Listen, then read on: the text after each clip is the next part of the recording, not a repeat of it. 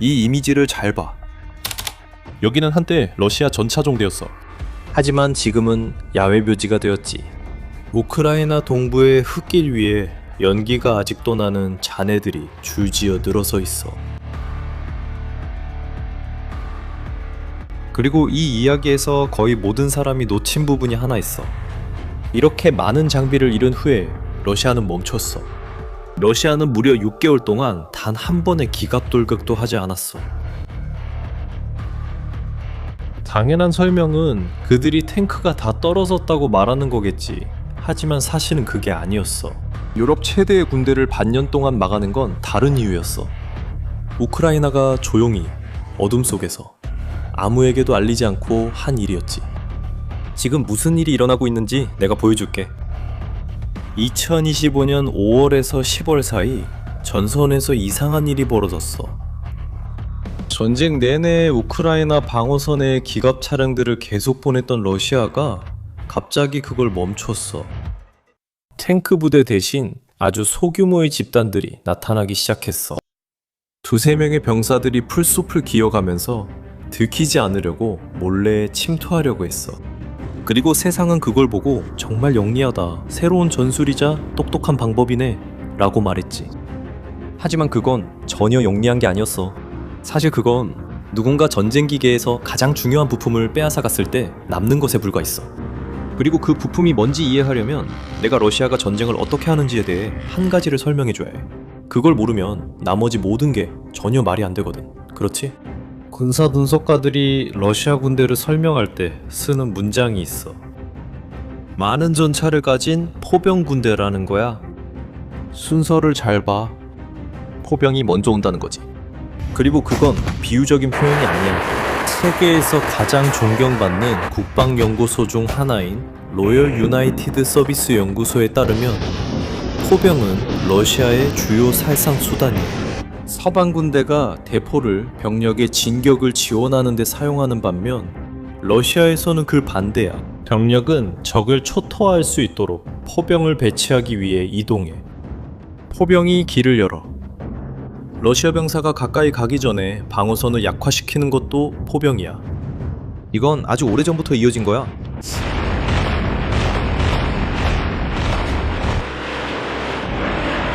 소련 교류에서 비롯된 거야. 2차 세계대전 때부터 러시아는 포병을 이용해 방어선을 완전히 무너뜨리고 종종 도시 전체를 초토화시켰지. 그게 러시아의 트레이드마크가 됐지. 여기서 보고 있는 건 BM-21그라드 다연장 로켓 발사기야. 이 소련 시스템은 몇 초 만에 수십 발의 로켓을 쏘아 전체 지역을 불로 뒤덮어버려.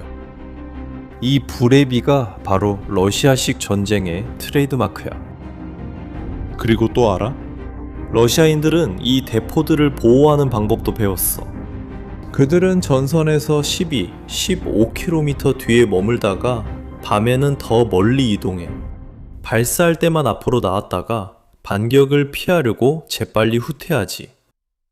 그러니까 러시아의 전쟁 교리를 아는 사람에게는 한 가지가 아주 분명해. 그들에게 포병은 사소한 게 아니야. 그게 바로 중추야.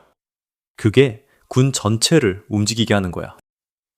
이제 누군가가 그 척추를 뽑아버리면 무슨 일이 일어날지 상상해봐.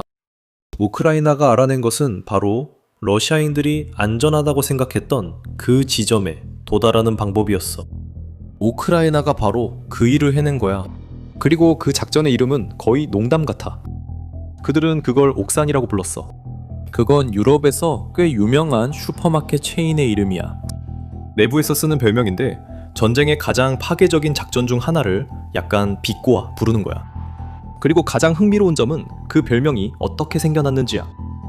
우크라이나 국방장관 미하일 페도로프에 따르면 모든 것은 우연히 시작됐다고 해.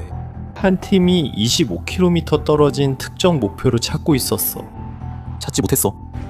그래서 결국 점령지 안으로 거의 50km를 날아가게 됐어. 그리고 그때 그들은 전선에서 너무 멀리 떨어져 있어서 누군가가 자신들에게 다가올 거라고는 상상도 못한 채 자기 장비 위에 앉아서 아무 걱정 없이 완전히 느긋해 보이는 러시아군을 봤어. 그래서 아이디어가 떠올랐어. 만약 우리가 폭격 드론을 저들이 안전하다고 느끼는 그 깊이까지 보내서 한 번에 모든 걸 다 파괴한다면 어떨까? 지금 당신이 보는 것이 바로 그 아이디어와 방법의 실제 실행 모습이야. 밤에 무거운 폭격 드론이 조용히 멈춰서 있는 러시아 탱크 위를 맴돌면서 탄약을 하나씩 떨어뜨리고 있어.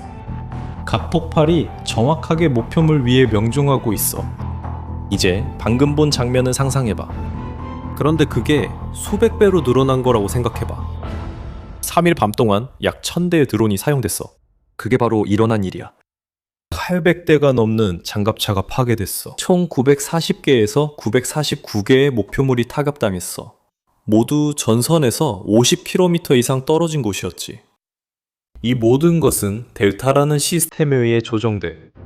델타는 드론의 모든 영상과 부대의 모든 정보를 실시간으로 하나의 지도에 모아 보여주지. 우크라이나의 두 정예 부대, 라자르와 네메시스라고 불리는 부대가 이 일을 주도했어. 그리고 2026년 6월, 두 번째 단계, 아르타찬이라고 명명된 작전이 시작됐어. 예전과 같은 말장난이지만 이번에는 앞에 아르트라는 단어가 붙어서 포병을 의미해. 그리고 다시 포병을 노리고 있었어. 그래서 어떻게 했냐면 헤르손, 자포리자, 도네츠크, 스타로비스크 지역으로 갔지. 231개의 목표물 이 타격을 받았고 171개가 파괴됐어. 파괴됐지. 결과가 뭐냐고. 작전 첫날을 러시아의 활동이 30%에서 80%까지 급감했어. 구간에 따라 달라. 하지만 가장 치명적인 타격은 전차에 가해진 게 아니었어.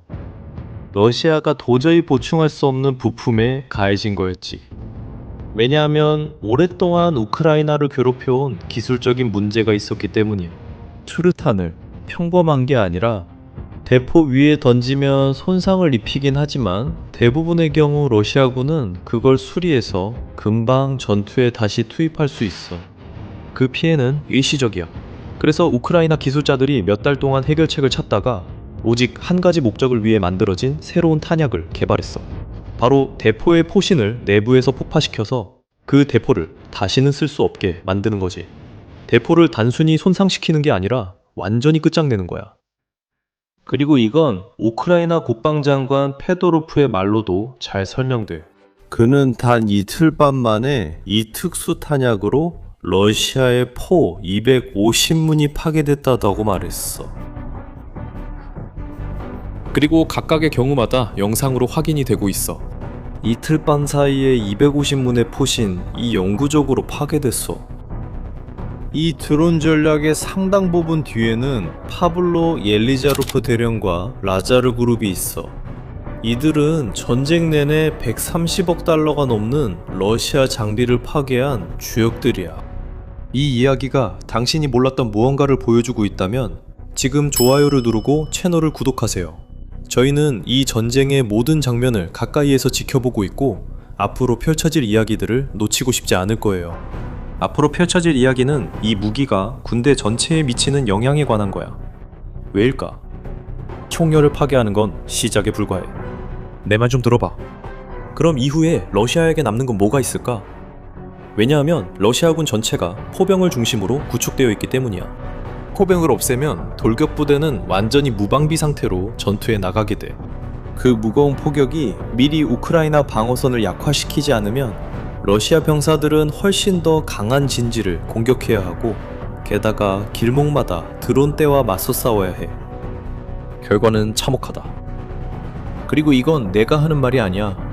핀란드 대통령 알렉산드르 스투브, 즉 분쟁 외부의 인물도 이렇게 말했다. 러시아인 사망자나 부상자의 비율이 우크라이나인에 비해 3대1에서 8대1, 즉 우크라이나인 1명당 러시아인 8명으로 증가했다. 그는 러시아군의 월별 사상자가 약 3만 5천 명에 달한다고 추산한다. 그리고 2026년 초부터 지금까지 모든 것을 요약한 데이터도 있습니다. 우크라이나 드론 조종사들은 같은 기간 동안 러시아가 모집한 인원보다 1만 2,500명이나 더 많은 러시아군을 제거했습니다. 즉, 손실이 점점 더 커지고 있다는 뜻입니다. 지금 보시는 것은 우크라이나 전투기가 숲속에 쏘는 러시아 돌격대와 진지에 정밀 유도 폭탄을 투하하는 장면입니다.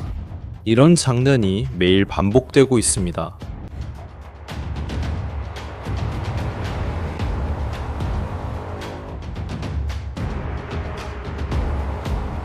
그리고 모스크바 입장에서 이 상황이 얼마나 잔인한지 주목해보세요. 러시아 군대는 매일 똑같은 방식으로 공격하라는 명령을 계속 받고 있습니다. 최근 24시간 동안에만 전선 전역에서 250건이 넘는 충돌이 있었고 가장 격렬했던 곳은 포크로프스크와 슬로비안스크 구역이었습니다. 전진하라는 명령은 변하지 않았습니다. 달라진 점은 이제 이 남성들이 자신들 앞에서 보호막 역할을 해주던 화력 지원 없이 전진하고 있다는 것입니다. 그러니까 2명씩 짝을 지어 움직이는 그 새로운 영리한 전술은 사실 전술이 아니었던 거죠. 그건 절박함이었어요. 제대로 공격할 수단이 없을 때 공격할 수 있는 유일한 방법이었죠. 하지만 이렇게 생각할 수도 있죠. 그래, 그럼 러시아는 못 회복해? 그냥 더 많이 생산하면 되는 거 아니야? 여기서 솔직해야 해. 진짜 장애물이 있으니까. 러시아는 뒤처져 따라잡으려 하고 있어. 러시아의 계획은 2026년에 700만 대가 넘는 드론을 생산하는 거야.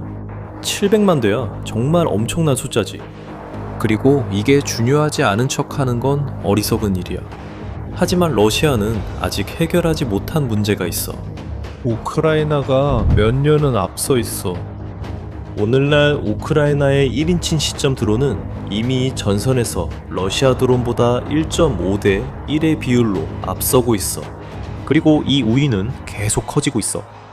우크라이나는 5월 한 달 동안에만 거의 18만 개의 군사 목표물을 타격했어. 대부분 드론으로 말이야. 그리고 그건 단순히 양에만 그치지 않아.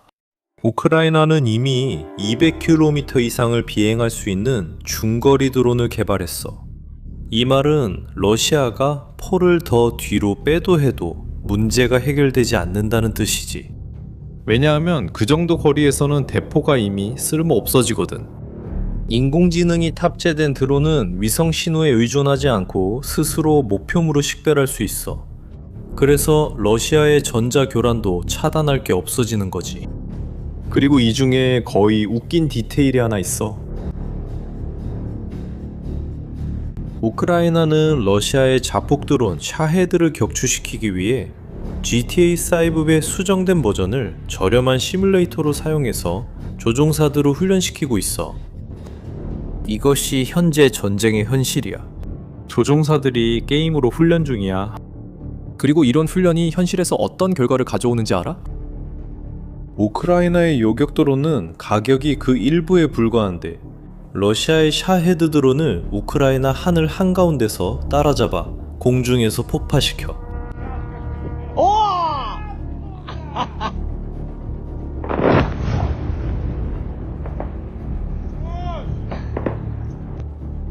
저렴한 드론이 비싼 드론을 격추시키는 거지.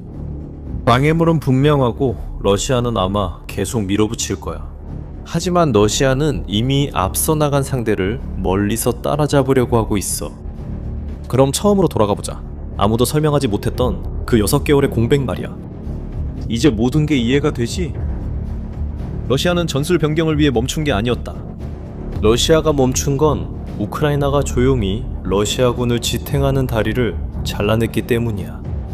그래, 전체 군대가 포병을 중심으로 구성됐는데 갑자기 그 포병 없이 싸워야 했던 거지. 그리고 이 부분이야말로 곰곰이 생각해보면 소름이 돋는 부분이지. 전쟁 기계는 겉보기에는 위험있고 두렵고 막을 수 없어 보여도 이미 속은 텅 비어있을 수 있다는 거야. 거인은 순전히 관성만으로 이미 다리가 사라진 줄도 모른 채 한동안 계속 걷는 거야.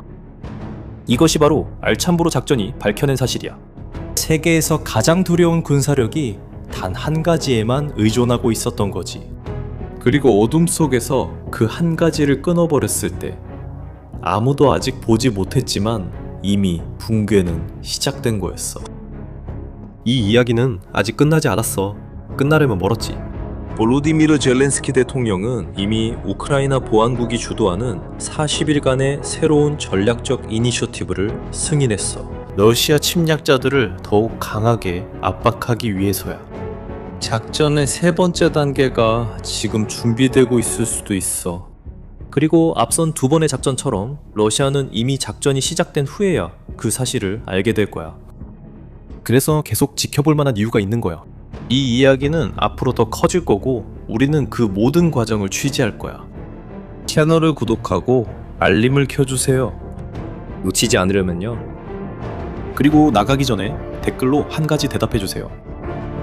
우크라이나가 이미 한 번 비밀리에 러시아군을 막아냈고 지금 다음 단계를 준비하고 있다면 러시아가 제때 다시 일어설 수 있다고 생각하시나요? 여러분의 추측을 댓글로 남겨주세요. 정말 알고 싶어요. 여러분의 시청과 댓글에 감사드립니다. 그것은 우리에게 큰 의미가 있습니다. 다음 영상에서 만나요.